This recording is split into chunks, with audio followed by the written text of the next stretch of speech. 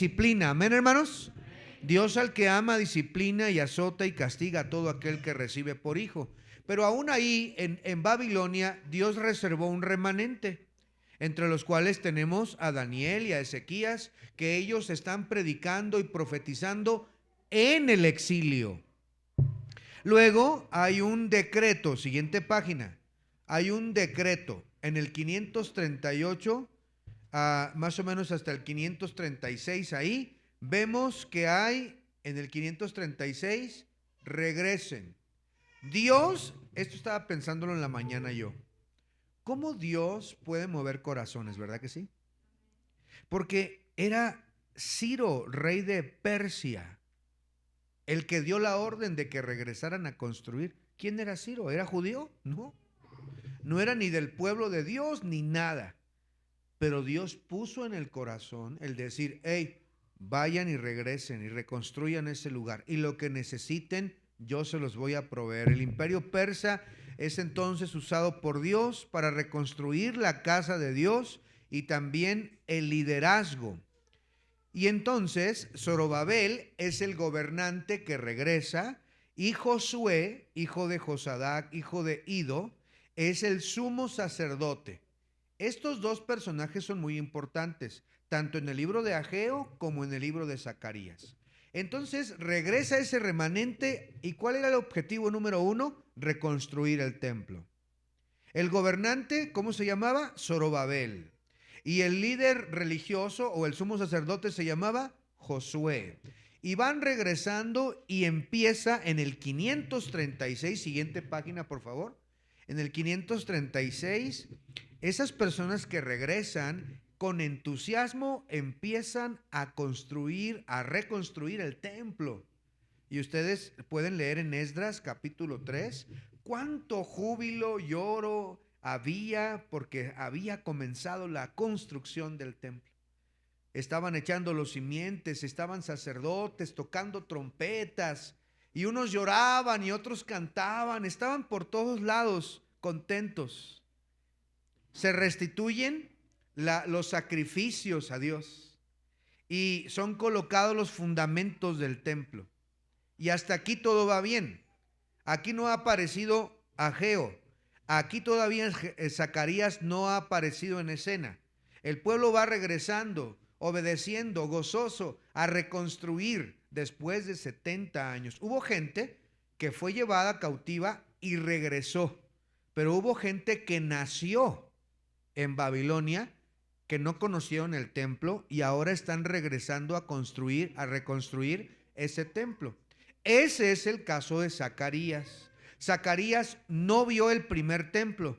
Zacarías nació en Babilonia, hijo de sacerdote. Zacarías es un sacerdote, lo vamos a ver en un momento. Pero él regresa juntamente con todos a reconstruir el templo. Y es aquí cuando tenemos la siguiente página.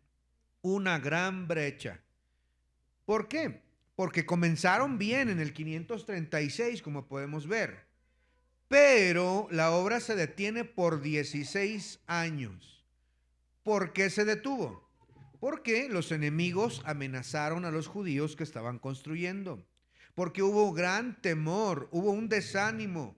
Y ellos, en lugar de exponer sus vidas por causa de la obra, decidieron irse a sus casas. Y Ageo entra en escena para poderle decir al pueblo, hey, ustedes están mal.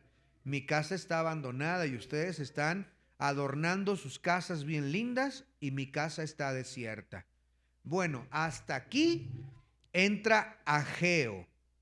¿Cuánto tiempo tenía el pueblo sin haber participado en la construcción del templo?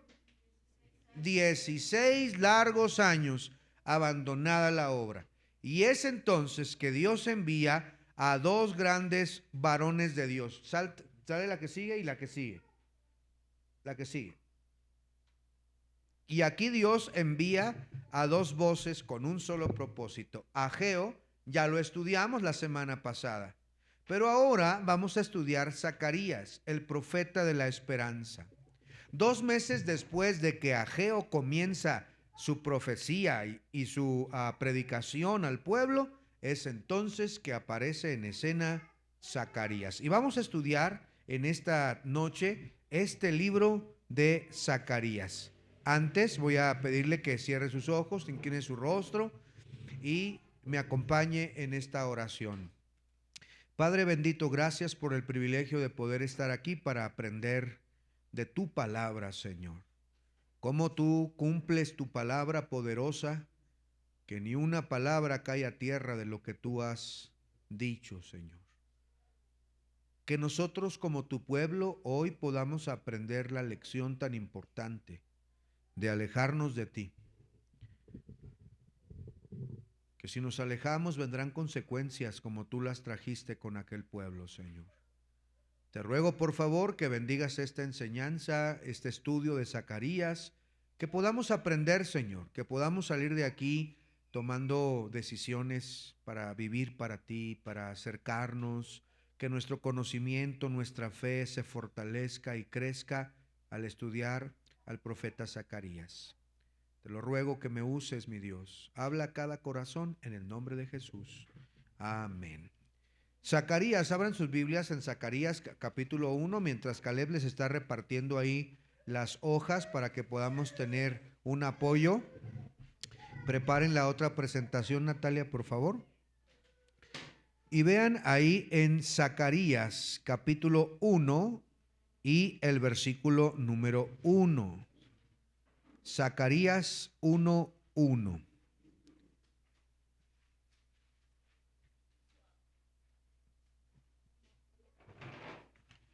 Muy bien. ¿Están ahí en Zacarías, hermanos? Zacarías 1:1. Mire lo que dice la palabra de Dios ahí. En el 8º mes del año 2 de Darío, vino palabra de Jehová al profeta Zacarías, hijo de Berequías, hijo de Ido, diciendo: se enojó Jehová en gran manera contra vuestros padres.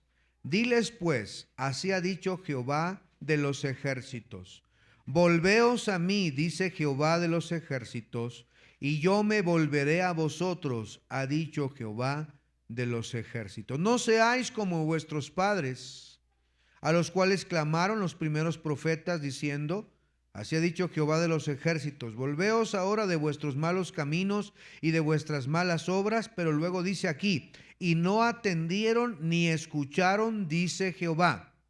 Vuestros padres, ¿dónde están? Y los profetas han de vivir para siempre, pero mis palabras y mis ordenanzas que mandé a mis siervos los profetas, ¿no alcanzaron a vuestros padres? Por eso volvieron ellos y dijeron: como Jehová de los ejércitos pensó tratarnos conforme a nuestros caminos y conforme a nuestras obras, así lo hizo con nosotros. Zacarías comienza el libro haciéndoles un recordatorio y un llamado. El llamado que empieza Zacarías a decirles es: volveos a mí y yo me volveré a vosotros. Imagínense por un momento la escena. Ellos han llegado de un territorio lejano desde Babilonia, están en Jerusalén, comenzaron la construcción, la abandonaron y ahora después de 16 años y 2 meses aproximadamente, Zacarías les dice: hey, volveos a mí y yo me voy a volver a ustedes.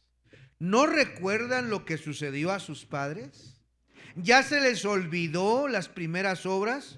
Vuélvanse, porque ellos también tenían profetas que les estuvieron advirtiendo. ¿Y saben qué hicieron sus padres? No hicieron caso.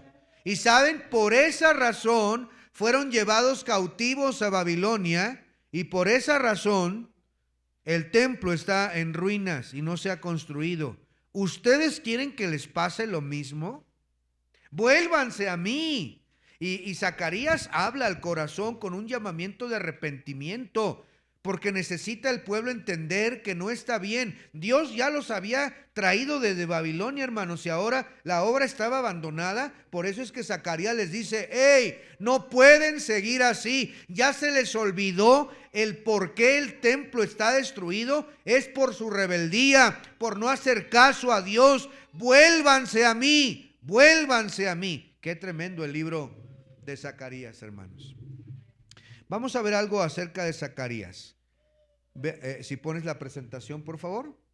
En Zacarías le he puesto el triunfo final de la santidad. El triunfo final de la santidad. Bueno, hablando de el protagonista siguiente, o el que está escribiendo aquí, el nombre es Zacarías. ¿Qué significa Zacarías? Bueno, significa aquel a quien Jehová recuerda, o Jehová recuerda, aquel a quien Jehová recuerda. Y este personaje pertenece a la familia de Aarón. Eso significa que era un sacerdote. Era un sacerdote. No solamente era profeta, era sacerdote. Hay otros dos profetas que también fueron de la familia sacerdotal, y es Jeremías y Ezequiel. ¿Y dónde está predicando Zacarías? ¿En dónde está predicando? ¿Alguien que me diga? En Jerusalén, porque es ahí donde se estaba construyendo el templo. ¿Cuándo inició su profecía? Como pueden ver, él inició en la equivalencia. Vean otra vez en el capítulo 1, versículo 1, no pongas el versículo en la pantalla. Dice, en el 8º mes del año segundo de Darío, vino palabra de Jehová al profeta Zacarías. Tenemos que hacer la equivalencia o la conversión de los meses de los judíos que corresponde a nosotros. Y de acuerdo a ello, podemos saber que fue en noviembre del año 520 antes de Cristo, cuando él empezó 2 meses después de que el profeta Ageo comenzara. Si ustedes van a Ageo capítulo 1, el versículo 1, ustedes van a darse cuenta que fueron simplemente 2 meses después que Zacarías empieza. Y ahí podemos ver, está el templo abandonado, está en ruinas, no se ha edificado, y es entonces que el profeta Zacarías es enviado para sacudir el corazón del pueblo, para que no solamente entiendan que están siendo apáticos con la obra de Dios, sino que necesitan retomar la construcción, necesitan volverse a Dios, pero antes de que lo hagan, Él llama a un cambio de corazón. Porque Él les hace esta enseñanza, o les está diciendo, miren, si es verdad, necesitamos que el templo se construya, pero también necesitamos que ustedes vivan en santidad. Porque ¿para qué van a querer un templo donde Dios va a manifestar su gloria y sacrificios y todo, y ustedes van a vivir en pecado? No se puede así. Necesitan arrepentirse y volverse a mí. Y Zacarías no solamente está llamando a que reconstruyan el templo, sino a que se limpien del corazón, a que limpien su vida, a que limpien su alma, a que no pongan su corazón como de diamante, sino que pongan su corazón blando, de carne, para que Dios pueda obrar maravillas en su vida. Vamos a ir ahora, a Nehemías capítulo 12. Vamos rapidito. No pierda Zacarías, póngale el listón o alguna marquita y vea por favor en Nehemías. Nehemías, capítulo número 12. Nehemías 12, el versículo número 16. Nehemías 12, 16. Dice la Biblia: de Ido, Zacarías, de Ginetón, Mesulán. Aquí aparece entonces dentro de la línea sacerdotal. Si usted puede ver en el encabezado de Nehemías capítulo 12, ahí está el registro de los levitas y sacerdotes que regresaron para reconstruir no solo el templo, sino también después se reconstruyeron los muros de la ciudad. Y todo esto acontece después del exilio. Entonces podemos ver el número 1, el nombre de Zacarías en sus hojitas. Significa aquel a quien Jehová recuerda. Anótele la respuesta entonces. A quien Jehová recuerda. Número 2, el ministerio de Zacarías comenzó en el año 520 antes de Cristo. 520 antes de Cristo. Muy bien. Número 3, Zacarías ministró principalmente en la ciudad de Jerusalén. Número 4. Según Nehemías 12:16 que acabamos de leer, Zacarías también era sacerdote, además de profeta. Muy bien, en la siguiente página, por favor. Ahora vamos a ver cómo podemos dividir Zacarías. Zacarías lo vamos a dividir en dos grandes pilares. Desde el capítulo 1 hasta el capítulo 8 es el primer pilar, donde tenemos 3 mensajes y tenemos 8 visiones. Y ahorita lo vamos a ver con más detenimiento. Pero en esta primera parte, el enfoque es hacia su pueblo Israel. Entonces, en la primera parte, del capítulo 1 al 8, Zacarías se enfoca en predicarles, en anunciarles a los de que están presentes en Jerusalén. Es en el capítulo 1 al 8 donde Zacarías da fechas. Da en el año quinto, en el mes tal, en el tal año.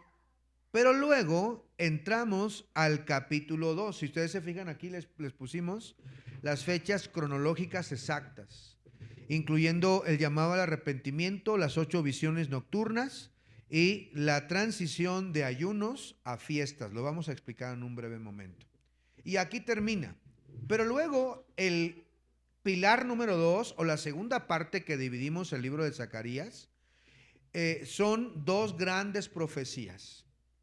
Algunos le llaman el Apocalipsis del Antiguo Testamento. Zacarías es conocido como el Apocalipsis del Antiguo Testamento. Tiene grandes simbolismos, tiene grandes símbolos que se utilizan inclusive en el libro de Apocalipsis. Algunos escépticos han querido quitar o desvincular del capítulo 9 al 14 como que si Zacarías no los escribió. Y sus bases por los cuales dicen esto es porque del capítulo 9 al capítulo 14 no aparece el nombre de Zacarías, que él está hablando. Y ellos creen que se escribió después por otros sacerdotes y se le adjudicó a Zacarías. Pero la mayoría creemos que Zacarías del capítulo 9 al 14 pertenece al mismo personaje, aunque no sabemos con exactitud si fue dentro de esos mismos 2 años que él estuvo predicando, porque el capítulo 1 al 8 pasan aproximadamente 2 años. Y es posible que del capítulo 9 al 14 estén incluidos en esos 2 años, o que haya sido después de esos 2 años, pero creemos que el mensaje completo es inspirado por Dios, por el Espíritu Santo, y es escrito por el profeta Zacarías. Y estos 2 pilares son los que dividimos todo el libro. Vamos entonces a ver la primera parte, el diagnóstico o el clamor inicial. Siguiente, por favor, ahí. El diagnóstico. Recuerden, el pueblo está echado, el pueblo está vago, egoísta, porque sí están trabajando, pero para su conveniencia, ¿verdad? Cada quien está artesonando sus casas y la obra de Dios está abandonada. Y es entonces que viene el clamor inicial, que es: volveos a mí, dice Jehová de los ejércitos, y yo me volveré a vosotros. Entonces Zacarías llama al arrepentimiento. Y le recuerdo que el arrepentimiento bíblico no es nada más una pequeña tristeza. Ay, me siento triste porque pues le fallé a Dios y ya, no hago nada. No, un arrepentimiento es un cambio de corazón, un cambio de decisiones, de acciones. Y es entonces que Zacarías, en su primer mensaje, él les da la clave del ministerio diciendo: volveos a mí. En el versículo, vuelvo por favor a Zacarías 1, el versículo 3, y él dice así: volveos a mí, dice Jehová de los ejércitos. Pero volverse a Dios significa alejarse del pecado. Dice versículo 4: No seáis como vuestros padres, a los cuales clamaron los primeros profetas. Así ha dicho Jehová de los ejércitos: volveos ahora de vuestros malos caminos y de vuestras malas obras, dice, y no atendieron ni escucharon. Lo que está diciéndoles el profeta Zacarías en su primer súplica, en su primer mensaje, en la primera parte, es llamarlos a un verdadero arrepentimiento. Que no sean como sus padres, sus antepasados, que se les predicó el mismo mensaje, que se arrepintieran, pero ellos no atendieron. El arrepentimiento, como dije, no significa solamente sentirse triste, significa abandonar los pecados personales para volverse a Dios de todo corazón. Y es que Zacarías usa la historia del pueblo para que no guardó la palabra de Dios, para que la nueva generación que está entrando aquí en escena no cometa el mismo error, sino que se arrepientan. ¿Y cuánta falta hace en nuestros días este mismo mensaje, hermanos? Un mensaje de arrepentimiento. Vivimos en días donde el cristianismo quiere ser muy cómodo. Todo el mundo quiere sus propias reglas, a sus propias conveniencias, cuando yo pueda, cuando yo quiera. Esto sí lo voy a dejar, esto no lo voy a dejar, esto como que me gusta más, no importa que el pastor diga otra cosa, que la Biblia diga otra cosa, que Dios diga otra cosa, y no lo quiero dejar. Y hacemos como que una religión a nuestra medida. Pero en realidad Dios dice: arrepiéntete, vuélvete a mí. Y hasta que no nos demos cuenta, hermanos, que necesitamos arrepentirnos de todo corazón, entonces Él se va a volver a nosotros. La nueva generación necesita entender esto. Tenemos que recordar esto.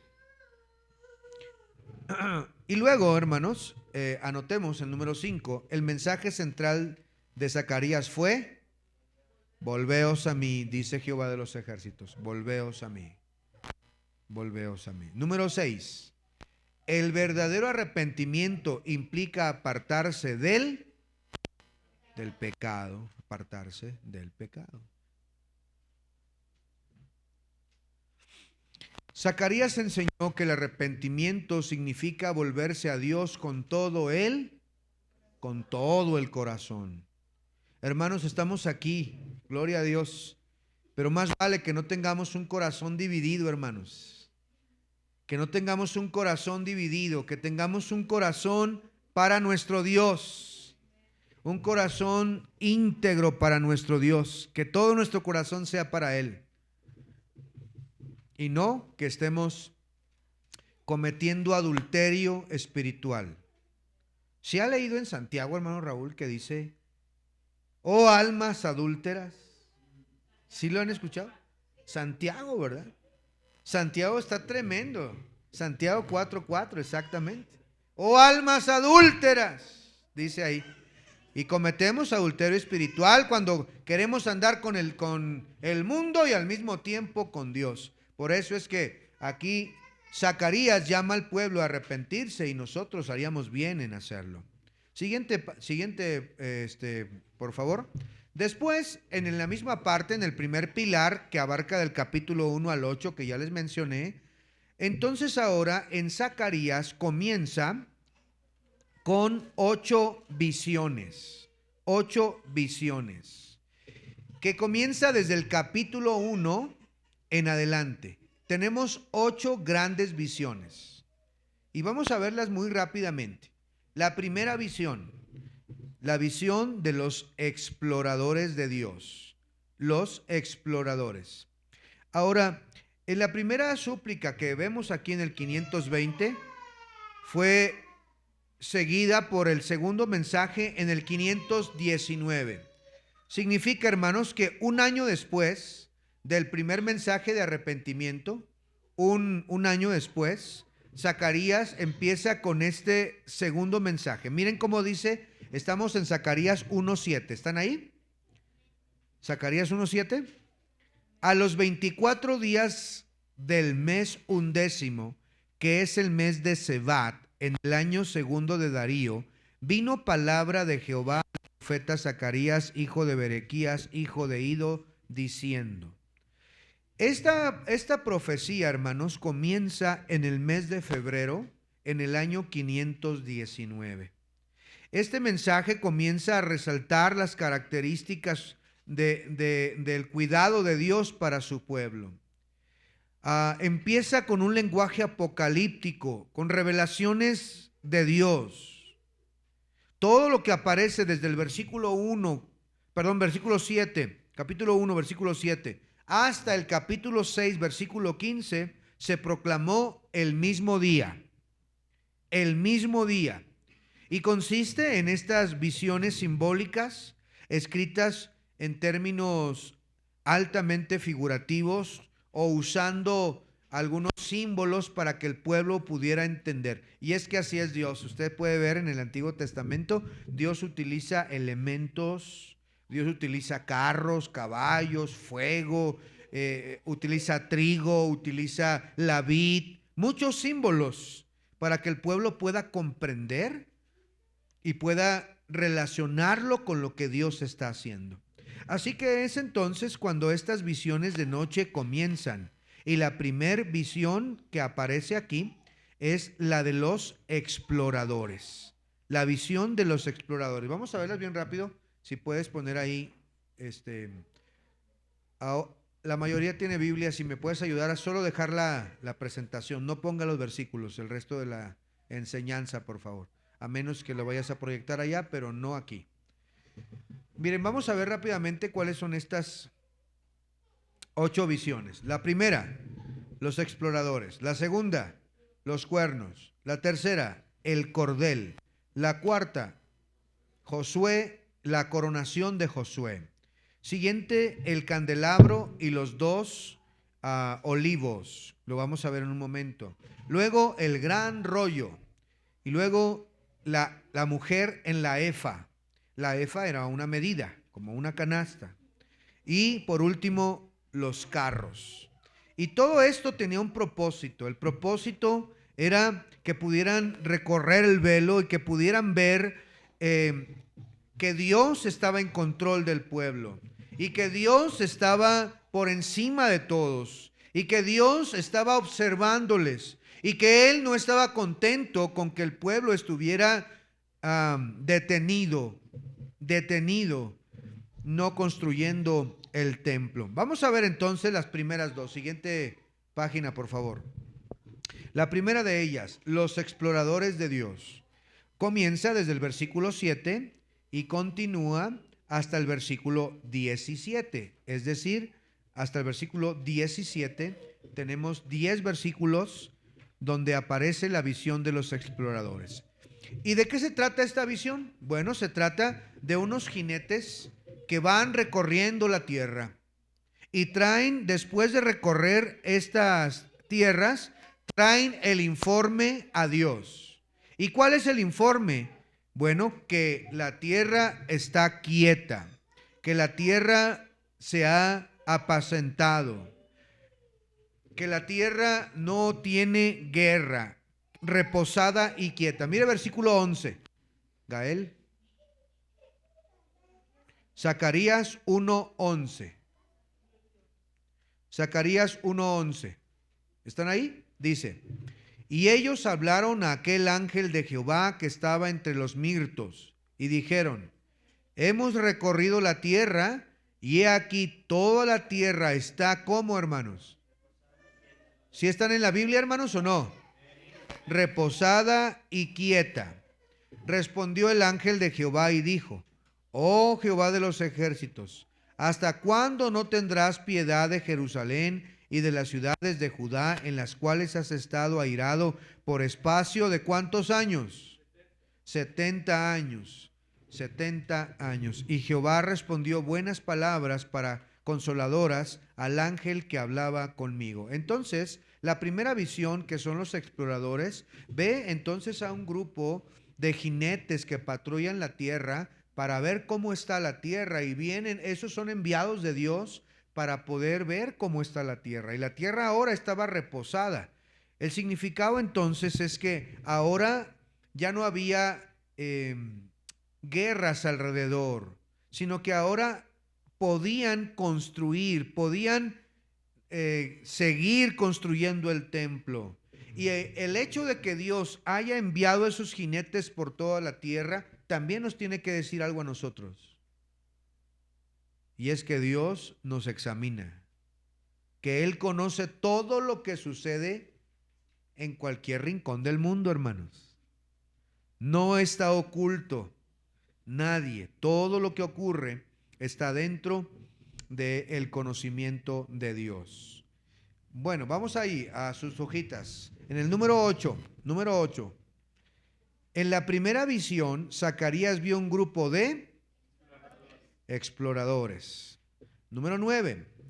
El informe de los exploradores fue que toda la tierra estaba reposada y quieta. Y luego viene la segunda visión. Miren, cada una de estas nos pudiéramos detener toda una enseñanza completa, pero estamos conociendo el libro de Zacarías para tener un panorama general. No es un estudio exegético ni profundo, sino de manera general. ¿Cuál es la segunda visión? Los obreros de Dios.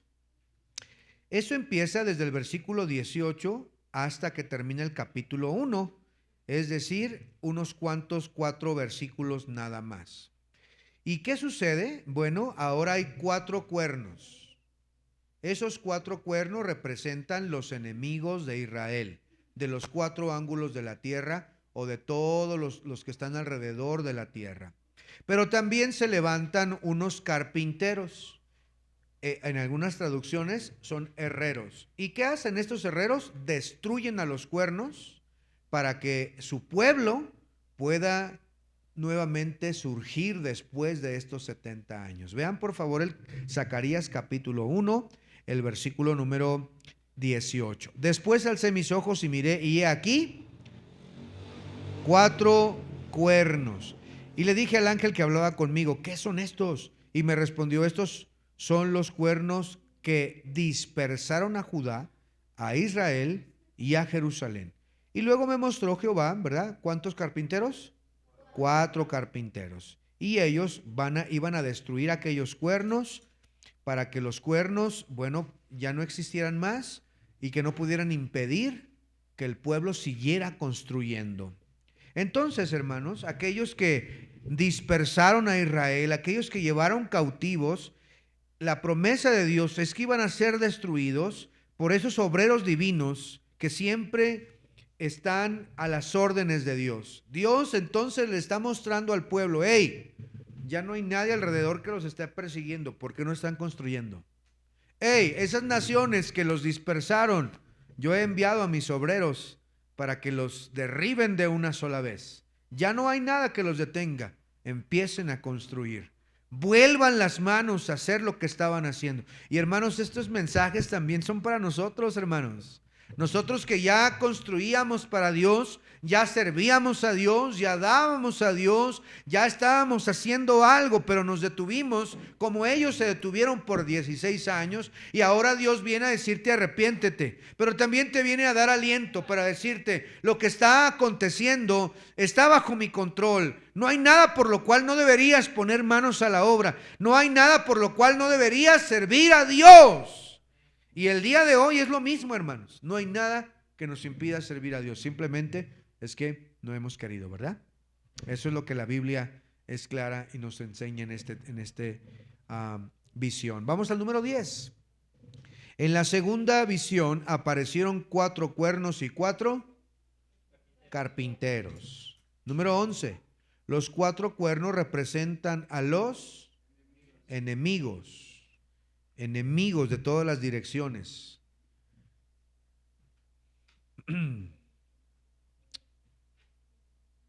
Luego tenemos la siguiente visión que comienza con el capítulo 2, todo el capítulo 2 del versículo 1 al versículo 13. Se le llama la profecía o la visión más bien del hombre con el cordón de medir. Y en esta, si le puedes cambiar por favor, Natalia, en esta visión que él tiene, viene un hombre con un cordel para medir la ciudad de Jerusalén y la mide. ¿Y por qué la mide? Bueno, la mide porque lo que Dios quiere mostrar con esto es que va a venir una gran multitud, que Jerusalén ya no va a ser más deshabitada, que ya no va a estar más vacía como quedó cuando fueron llevados cautivos y fueron derribados y derrotados. No, que ahora iba a haber una gran multitud. Iba a haber gente por las calles, iba a haber ancianos, jóvenes, multitudes en Jerusalén. Vean versículo 4, 2, 4. Y le dijo, corre, habla a este joven diciendo, sin muros será habitada Jerusalén a causa de la multitud de hombres y de ganado en medio de ella. Y yo seré para ella, dice Jehová, muro de fuego en derredor, para gloria estaré en medio de ella. Cuando todos los que estuvieron escuchando esto, Dios les dijo por medio de Zacarías que midiera la ciudad porque iba a tener que estar sin muros. Porque si tenía muros, no iba a caber la gran multitud de gente que Dios iba a hacer ahí, y de ganado, y de prosperidad. Y no se preocupen si no tiene muros la ciudad, porque yo mismo voy a ser el muro de protección de fuego para todos los que habiten en Jerusalén. Cuando ellos escucharon esto, seguramente trajo ánimo para ellos, porque ahora sabían que Dios iba a estar con ellos para protegerles, que era la presencia misma de Dios, que es la mejor defensa contra, más importante que el acero, más importante que los muros de piedra. La presencia de Dios iba a resguardarles. Y dice el versículo número 8, miren, un versículo muy hermoso, véalo por favor, estamos en Zacarías 2:8, véalo, un versículo muy hermoso. Se han escrito cantos de este versículo, dice, porque así ha dicho Jehová de los ejércitos, tras la gloria me enviará él a las naciones que os despojaron, porque el que os toca, toca a la niña de su ojo. Miren, Dios está diciéndoles al pueblo, ustedes son tan especiales, tan importantes para mí, que cuando los tocan a ustedes, cuando les han hecho daño a ustedes, es como si hubieran tocado a la niña de mis ojos. Todos cuidamos nuestros ojos. Hermano Jesús debería cuidarlos más, ¿verdad? Porque mire, cualquier cosita que entre en el ojo nos lastima. Cualquier cosita que entre en el ojo nos molesta. El hermano Raúl creo que la otra vez había soldado, ¿no? No me acuerdo y estaba un poco irritado. ¿Mande? ¿Alimaya? Viruta. Ya, le entró en el ojo y el hermano estaba que más no podía porque ahí estaba. Imagínate, le lastimaba y algo quería hacer. Bueno, Dios dice, así de importante, así de delicado es cualquiera que toca a mi pueblo. Y somos el pueblo de Dios. Estamos en las manos de Dios. Gloria a Dios por eso. Amén, hermanos. Amén, amén, amén. Vamos al número 12, anótele por favor. Jehová prometió ser para Jerusalén muro de fuego en derredor. En el versículo 5 aparece ese fuego. Pasamos a la siguiente visión. En la siguiente visión tenemos ahora el candelabro y los dos. Creo que me estoy saltando uno. No, está bien. No, sí. Perdón, el número 4. La visión de Josué y Satanás. Qué tremenda visión aquí. Voy a preparar un mensaje para compartirles de esta visión que tuvo Zacarías. Pero de manera general puedo decirles que Zacarías presenta ahora a Josué. ¿Quién era Josué? ¿Alguien recuerda quién era Josué? ¿Quién era Josué? No. No, el que estamos hablando, de Zacarías, ¿no? ¿Quién era Zacarías? Perdón, Josué. El sacerdote. Acuérdense, hermanos, era el sacerdote, el sumo sacerdote. Había dos líderes. ¿Quiénes eran? Zorobabel, que era el gobernante, y Josué, que era el sumo sacerdote. El sumo sacerdote entonces representaba al pueblo, ahora hablando divinamente. Era el líder. Pero ahora, en esta visión del sumo sacerdote Josué, aparece el sumo sacerdote delante de Dios con unas vestimentas inmundas. Mire cómo dice la Biblia en el capítulo 3, versículo 3. Y Josué estaba vestido de vestiduras viles y estaba delante del ángel. Pero si lee el versículo 2, dice: y dijo Jehová a Satanás: Jehová te reprenda, oh Satanás, Jehová te ha escogido a Jerusalén, te reprenda. ¿No es este un tizón arrebatado del incendio? Versículo 1 nos dice por qué Satanás estaba ahí. Me mostró el sumo sacerdote Josué, el cual estaba delante del ángel de Jehová, y Satanás estaba a su mano derecha para acusarle, hermano. Y le recuerdo que en la Biblia se le llama el acusador de los hermanos a Satanás en Apocalipsis capítulo 12. Satanás está delante de Dios para acusar al sumo sacerdote Josué, y Josué está vestido con vestiduras viles, porque en verdad había pecado, no era digno de estar en la presencia de Dios. Y Satanás está acusándole y diciéndole: sí, él no merece, él esto, y está acusándole. Pero luego Dios hace algo maravilloso. Ahora que él tiene trapos inmundos, Dios le perdona, Dios le renueva y Dios le hace vestir con vestiduras de gala. Mire cómo dice el versículo 4. Y habló el ángel y mandó a los que estaban delante de él diciendo: quitadle esas vestiduras viles. Y a él le dijo: mira que he quitado de ti tu pecado y te he hecho vestir de ropas de gala. Ropas de gala. Queridos hermanos, cuando Satanás viene a acusar aquí a Josué, el profeta vio ahí, ¿verdad?, al sumo sacerdote, y ve que están en la presencia de Dios, y ve esas vestiduras inmundas, y ve que Satanás está acusándole, el adversario que nos acusa a los hermanos.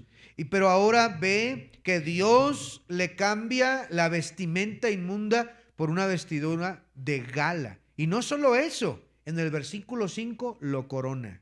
Miren lo que dice. Después dijo: pongan mitra limpia sobre su cabeza. Y pusieron una mitra limpia sobre su cabeza y le vistieron las ropas, y el ángel de Jehová estaba en pie. Versículo 8. Escucha pues ahora, Josué, sumo sacerdote, tú y tus amigos que se sientan delante de ti, porque son varones ¿qué? Estoy en el versículo 8. Simbólicos. He aquí, yo traigo a mi siervo el renuevo. ¿Saben quién es el renuevo? Es Jesús. Es Jesús. El renuevo que aparece con R mayúscula está hablando de una persona. Y le dice a Josué: escúchame, Josué, tú estás siendo un símbolo nada más, porque va a venir alguien que sí merece la corona. Es el renuevo. Es Jesús. Y aquí podemos ver entonces en esta visión cómo podemos aplicarlo a nosotros. Bueno, también a nosotros el Señor nos ha vestido de ropas de gala, hermanos. Él ha perdonado nuestros pecados. Él ha limpiado con su sangre preciosa lo vil que somos. Aquello que Satanás nos acusa y nos dice: ah, mira, ya viste ahí a la hermana Flor. Ah, ya viste a Diego, ya lo viste. Mira, tal día se fue a tal o cual lugar. Ya lo viste. Pero Dios dice: quiten esas ropas inmundas, porque yo he perdonado su pecado. Yo le doy una nueva oportunidad. Yo le hago vestir de ropa de gala. Y es que la lección central de esta visión es que la purificación moral debe preceder a la paz y a la prosperidad. Antes de que empezara el sumo sacerdote a ministrar en el templo que estaban por construir, Dios necesitaba limpiarlo para poderlo usar. Y si Dios nos va a usar, va a ser cuando estemos limpios, cuando vengamos delante de Él, para que Él nos renueve completamente, hermanos. Que Él nos renueve. ¿Cómo estamos vestidos hoy? Si estuviéramos delante de Dios, ¿cómo serían nuestras ropas, verdad? Bueno, pues tengamos hoy delante de Dios que Él nos limpie, que nos perdone, que nos renueve nuestros vestidos y que nos corone de sus favores y misericordias. Vamos al número 13. Número 13. Satanás estaba a la mano derecha de Josué para hacerle ¿qué, Caleb? Número 13. Serle adversario o acusador. O para acusarle, pues. Número 14. Jehová tenía vestiduras, disculpen, Josué tenía vestiduras inmundas o viles, símbolo de la necesidad de la purificación. Número 15. El Mesías es llamado en esta visión mi siervo el renuevo, el renuevo. Aquí entonces Dios está diciéndoles, va a venir mi siervo el renuevo. Ustedes son una figura de lo que va a suceder, algo simbólico, porque yo voy a traer al renuevo, al verdadero, al que merece a tener toda la gloria y la honra. Miren el versículo 9, por favor, Zacarías 3:9.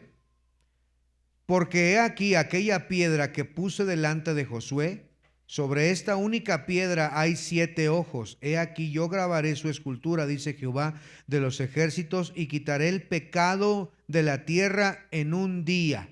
No podemos profundizar más, pero esta piedra que se pone ahí, hermanos, muy posiblemente era los cimientos del templo, y esos 7 ojos también son los 7 espíritus de Dios enviados por toda la tierra, que aparecen en el libro de Isaías y aparecen en el libro de Apocalipsis también. Pasamos a la quinta visión. ¿Cuál es la quinta visión? El candelero y las 2 ramas de olivo. Y aquí pusimos una imagen para que sepa usted que es un candelero. Este candelero Dios mandó a Moisés que se construyera. Este candelero tenía que iluminar el tabernáculo. Este candelero tenía que tener siempre aceite, siempre encendido. Y también representa, si ustedes pueden ver, los 7 espíritus de Dios. Esos 7 espíritus de Dios que son enviados por toda la tierra. Pero estos olivos que están aquí a los lados también representan una doble interpretación. La primera de ellas es los 2 líderes. ¿Quiénes eran los 2 líderes? Ya los mencionamos mucho. Josué y Zorobabel. Lo que está representando aquí, hermanos, como pueden ver, es el Espíritu Santo, quien es el que provee el aceite, el que ayuda y capacita a sus 2 siervos para la obra que tenían que realizar. Es decir, el Espíritu de Dios capacitaba y fortalecía a Josué para que hiciera su trabajo como sumo sacerdote. Pero al mismo tiempo a Zorobabel para que fungiera como el líder, el gobernante puesto que descendía de David. Recuerden que lo vimos la semana pasada. Y hay un versículo clave, porque mire lo que dice en el capítulo 4 ahora, versículo número 6. Debería aprendérselo de memoria. 4:6.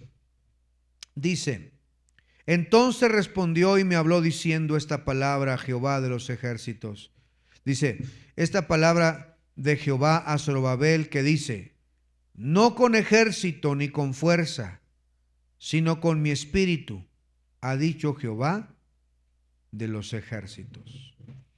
En esta visión entonces vemos un candelero y estos 2 olivos y 7 tubos para las lámparas que están encima de él. Versículo 3. Y junto a él 2 olivos, el uno a la derecha del depósito y el otro a su izquierda. Y ahí entonces podemos ver cómo es que Dios está diciéndoles y animándoles, No es que menosprecie sus fuerzas, no es que menosprecie lo que ustedes puedan hacer, pero no es con espada, no es con fuerza, es con el poder del Espíritu Santo. Y si van a poder lograr lo que están emprendiendo, construir el templo, reactivar, poner aquí otra vez la ciudad a funcionar, va a ser con mi poder, con mi ayuda, no con tu fuerza, no con tu capacidad, no con tu inteligencia o con tu sabiduría. Y hermanos, ¿cuánto necesitamos entender esto? Que no es por nosotros, es por el poder de Dios. Necesitamos depender del poder de Dios. Por más de que uno tenga los recursos humanos, uno tenga los conocimientos humanos, es por el poder de Dios. Por eso debemos ponernos siempre en las manos poderosas del Señor, para que su Espíritu Santo nos llene y nos use. Tenemos otras 3 visiones. Siguiente página, por favor. Las siguientes 3 visiones. El gran rollo, la mujer en el efa y los 4 carros. Pero antes vamos a llenar el número 16. El gran mensaje de esta visión fue: no con ejército ni con fuerza, sino con mi espíritu. Número 17. Las 2 ramas de olivo representan a Josué y a Zorobabel. Muy bien. Luego tenemos otra visión. Y todo esto de estas visiones, recuerden, fueron en la misma noche. Ahora él ve un gran rollo volando.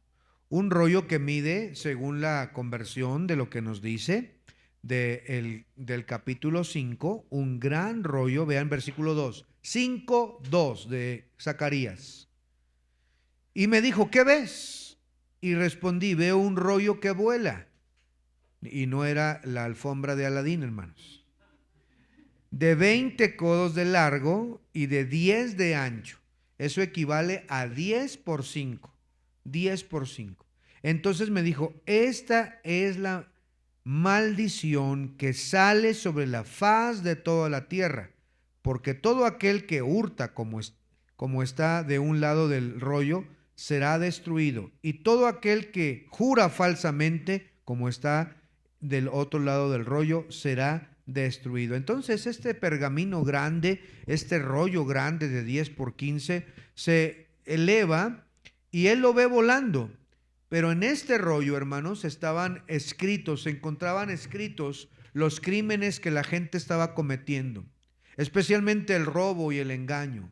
El rollo traía la maldición sobre el hogar de todo aquel ladrón, de todo aquel mentiroso. Todos los pecadores deberían ser cortados. Y entonces en esta visión él recalca el hecho de que la nación debe ser purificada de sus pecados. Yo quiero usarlos, quiero bendecirlos, quiero darles de mi gracia, de mi protección, de mi Santo Espíritu, pero no pueden seguir con sus pecadotes. Yo conozco a todos los que están pecando. Y cuando él ve ese rollo volando y todos los nombres de las personas, era una seña para que todos entendamos que Dios conoce lo que andamos haciendo, hermanos.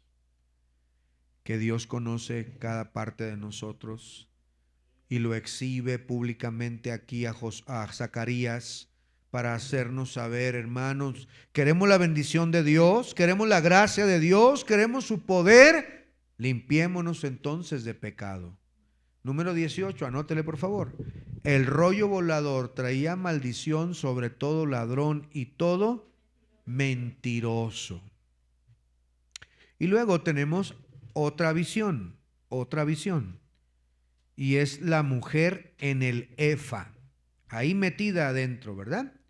Y desde el versículo 5 hasta el versículo 11 podemos ver que ve a esta mujer. Vean versículo 7, 5:7. Y he aquí, levantaron la tapa de plomo y una mujer estaba sentada en medio de aquel efa. Y él dijo: esta es... ¿qué es? Esta es la maldad.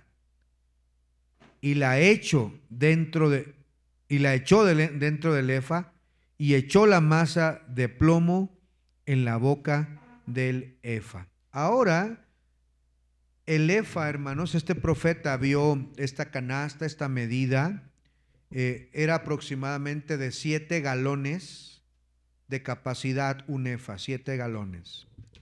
Y ahora vemos que la cubierta la levanta y ve a esta mujer sentada sobre este especie de barril, y esta mujer fue arrojada dentro de ese recipiente, de esa efa, encerrada, y 2 mujeres la elevaron y volaron con ella hacia Babilonia. ¿Qué significa esto? Bueno, esto significa que el pecado será quitado, será purgado de la tierra, que ya no puede estar el pecado en la vida de los israelitas. No es suficiente que no sean perdonados los pecados, sino que debe de haber una purificación arrancándolo desde la raíz. No nada más que Dios nos perdonó y ya, sino que haya un cambio desde adentro. Y lo que simboliza esto, con la maldad dentro, agarran esta canasta, este barril, y se lo llevan lejos de Jerusalén. ¿Qué simboliza? Que Dios quiere que nos limpiemos desde dentro, hermanos. Número 19, anótenle por favor. La mujer encerrada dentro del efa simboliza el pecado o la maldad, sí. Simboliza y es transportada a Babilonia, representando esta purga de raíz desde adentro del corazón. Luego tenemos la última visión, que aunque no tenemos ahí una para poder llenar, vemos los 4 carros. ¿Cuál? El 19 se termina ahí con el efa, ¿verdad? La última visión que no está incluida aquí son los 4 carros, que representan los 4 vientos, los vientos de la tierra. Cuando encontramos, hermanos, normalmente, escucha esto, cuando encontramos un lenguaje profético, el número 4 casi siempre representa los 4 ángulos de la tierra. Representa el mundo entero. Y cuando encontramos estos 4 carros, esta octava visión, representan también lo mismo, los 4 vientos de los cielos, los 4 ángulos de la tierra. Vean por favor ahora en el capítulo 6, el versículo número 5. Y el ángel me respondió y dijo: estos son los 4 vientos de los cielos que salen después de presentarse delante del Señor de toda la tierra. Versículo 7. Y los alazanes salieron y se afanaron por ir a recorrer la tierra. Y dijo: id, recorrer la tierra, y recorrieron la tierra. Luego me llamó y me habló diciendo: mira, los que salieron hacia la tierra del norte hicieron reposar mi espíritu en la tierra del norte. Esta serie de 8 visiones termina, hermanos, con unas palabras lindas. Ahora el gran sacerdote Josué está por ser coronado nuevamente, representando al Señor Jesucristo otra vez. El templo será reconstruido y ahora vemos un lenguaje profético acerca del Mesías que ha de venir y que se ha de edificar casa a nuestro Dios. Y aquí terminan las visiones, pero no el primer pilar. El primer pilar, ¿hasta dónde acababa? ¿Hasta qué capítulo acababa? Hasta el 8. Y ahora nos quedan unos 2 minutos para concluir y voy a decirles acerca del ayuno. Cuando llegamos a la parte del ayuno, lo resumo en lo siguiente. Había varios ayunos que ellos hacían antes de regresar. Escucha esto. Antes de regresar a Jerusalén, ellos practicaban 4 ayunos. El primer ayuno era el 4.º mes, que conmemoraba la caída de Jerusalén en 587. Luego ayunaban el mes siguiente, el mes 5.º, y esa conmemoraba la quema del templo, o cuando el templo fue quemado. Luego en el 7.º mes volvían a ayunar y conmemoraban el asesinato de Gedalías, quien fue nombrado como gobernador sobre Judá por los de Babilonia. Y el 10º mes volvían a ayunar y conmemoraban el principio del sitio de Jerusalén, cuando acababa de empezar el sitio. Y ellos ayunaban estas 4 veces. Y se reúne un grupo, hermanos, para ir a preguntarle a Zorobabel, para preguntarle específicamente a Josué: oye, ¿seguimos ayunando o ya no? ¿Qué hacemos? Y entonces Dios tiene que contestarles que esos ayunos estaban relacionados con catástrofe, con la destrucción de Jerusalén, con Nabucodonosor, pero que ahora se convertiría en alegría, en festividad, en justicia. Los ayunos serán verdaderamente fiestas y ya no serán un rito religioso. Dios tiene que llamarle la atención y decirle: lo que ustedes están haciendo de ayunar, nomás lo están haciendo por puro rito. No hay nada de corazón. Como Jesús les dijo en su tiempo: fariseos, escribas y fariseos hipócritas, que cuelan, diezman hasta el comino y olvidan lo más importante, la justicia, la verdad. De la misma manera, los judíos estaban ayunando 4 veces al año, pero lo estaban haciendo religiosamente. Y es Dios el que les llama y les dice que la verdadera religión debe caracterizarse no solamente por ritos, sino por la verdad y la justicia. Anótele por favor el 20. Dios enseñó que la verdadera religión debe caracterizarse por la verdad y la misericordia. Ya no tenemos tiempo de ver lo que sigue, hermanos, pero quiero mencionarles que lo lean, puedan leerlo. Todo lo demás que aparece desde el capítulo número 9 en adelante son las profecías. Mira, ¿puedes regresarme ahí, Natalia, por favor, en la presentación donde nos habíamos quedado, donde estaban las visiones? Siguiente. Siguiente. Aquí habla sobre el problema del ayuno. Siguiente. Lo que les acaba de mencionar. La religión agradable delante de Dios. Pero luego quiero mencionarles esto nada más. Siguiente, por favor. Siguiente. El libro de Zacarías tiene varias profecías relacionadas con el Señor Jesucristo, con su primera venida. Tenemos el versículo maravilloso de la sección del capítulo 9 hasta el capítulo 14, que es el segundo pilar.